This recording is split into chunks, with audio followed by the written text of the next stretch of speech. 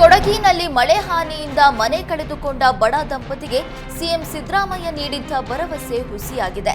ಪರಿಹಾರ ಮತ್ತು ಮನೆ ಕಟ್ಟಿಸಿಕೊಡುವ ಭರವಸೆ ನೀಡಿದ್ರೂ 7 ತಿಂಗಳಾದರೂ ಯಾವುದೇ ನೆರವು ಸಿಕ್ಕಿಲ್ಲ. ಕೊಡಗಿನ ಮಾದಾ ಪಟ್ಟಣದಲ್ಲಿ 2024ರ ಆಗಸ್ಟ್ ತಿಂಗಳಿನಲ್ಲಿ ಸುರಿದಿರುವಂತಹ ಮಳೆಗೆ ಬಸವರಾಜು ಸುಶೀಲಾ ದಂಪತಿಯ ಮನೆ ಕುಸಿದು ಬಿದ್ದಿತ್ತು.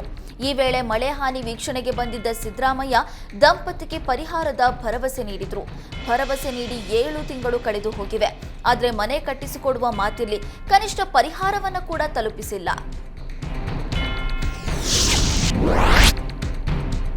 ಫೆಬ್ರವರಿ 28ರಿಂದ 3 ದಿನ ಹಂಪಿ ಉತ್ಸವ ನಡೆಯಲಿದೆ. ತುಂಗಾ ಭದ್ರಾ ನದಿಯಲ್ಲಿ ಐತಿಹಾಸಿಕ ಹಂಪಿ ಉತ್ಸವಕ್ಕೆ ತುಂಗಾರತಿ ಬೆಳಗಿಸಿ ಚಾಲನೆ ನೀಡಲಾಯಿತು.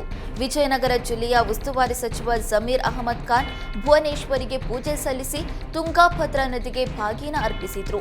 ಹಂಪಿಯ ಸ್ನಾನಘಟ್ಟದ ಬಳಿ ನಡೆದ ಅದ್ದೂರಿ ಕಾರ್ಯಕ್ರಮಕ್ಕೆ ವಿದೇಶಿಯರು ಸಾಕ್ಷಿಯಾಗಿದ್ರು. ಶಿವರಾತ್ರಿ ಹಿನ್ನೆಲೆ ಹಂಪಿಯ ವಿರೂಪಾಕ್ಷೇಶ್ವರ ದರ್ಶನಕ್ಕೆ ಸಾವಿರಾರು ಭಕ್ತರು ಬಂದಿದ್ರು. ವಿರೂಪಾಕ್ಷೇಶ್ವರನ ದರ್ಶನಕ್ಕೆ ಬಂದ ಭಕ್ತರು ತುಂಗಾರತಿಯಲ್ಲಿ ಪಾಲ್ಗೊಂಡಿದ್ರು.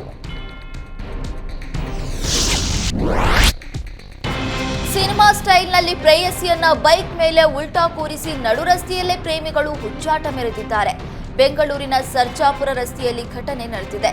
ಬುಲೆಟ್ ಬೈಕ್ನ ಪೆಟ್ರೋಲ್ ಟ್ಯಾಂಕ್ ಮೇಲೆ ಯುವತಿಯನ್ನ ಉಲ್ಟಾ ಕೂರಿಸಿಕೊಂಡು ಅಪಾಯಕಾರಿ ಚಾಲನೆ ಮಾಡಲಾಗಿದೆ. ತಮಿಳುನಾಡು ನಂಬರ್ ಪ್ಲೇಟ್ ಇದೆ. ಸೋಷಿಯಲ್ ಮೀಡಿಯಾದಲ್ಲಿ ಪ್ರೇಮಿಗಳ ಹುಚ್ಚಾಟದ ವಿಡಿಯೋ ವೈರಲ್ ಆಗಿದೆ. ಬೆಂಗಳೂರು ಪೊಲೀಸರನ್ನ ಟ್ಯಾಗ್ ಮಾಡಿ ಕ್ರಮ ಕೈಗೊಳ್ಳುವಂತೆ ಆಗ್ರಹಿಸಲಾಗಿದೆ.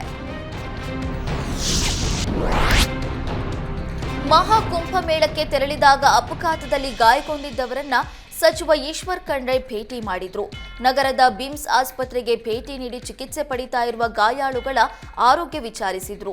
ಪ್ರಯಾಗ್ರಾಜ್ಗೆ ತೆರಳಿದ್ದ ಲಾಡಗೇರಿ ಬಡಾವಣೆಯ 14 ಜನರಿದ್ದ ವಾಹನ ನಿಂತಿದ್ದ ಲಾರಿಗೆ ಡಿಕ್ಕಿ ಹೊಡೆದು 6 ಮಂದಿ ಮೃತಪಟ್ಟಿದ್ರು. ಅಪಘಾತದಲ್ಲಿ 8 ಜನ ಗಂಭೀರವಾಗಿ ಗಾಯಗೊಂಡಿದ್ರು. 7 ಜನ ಗಾಯಾಳುಗಳಿಗೆ ಬಿಮ್ಸ್ ಆಸ್ಪತ್ರೆಯಲ್ಲಿ ಚಿಕಿತ್ಸೆ ನೀಡಲಾಗ್ತಿದೆ. ಈ ಹಿನ್ನೆಲೆ ಚಿಕಿತ್ಸೆ ಪಡಿತಾ ಇರುವ ಗಾಯಾಳುಗಳ ಆರೋಗ್ಯ ವಿಚಾರಿಸಿದ ಖಂಡ್ರೆ ಗಾಯಾಳುಗಳಿಗೆ ಸಾಂತ್ವನ ಹೇಳಿದ್ರು.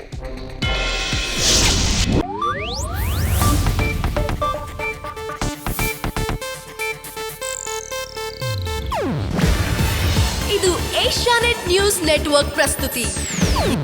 ನೀವು ನೋಡ್ತಿದ್ದೀರಾ ಏಷ್ಯಾನೆಟ್ ಸುವರ್ಣ ನ್ಯೂಸ್.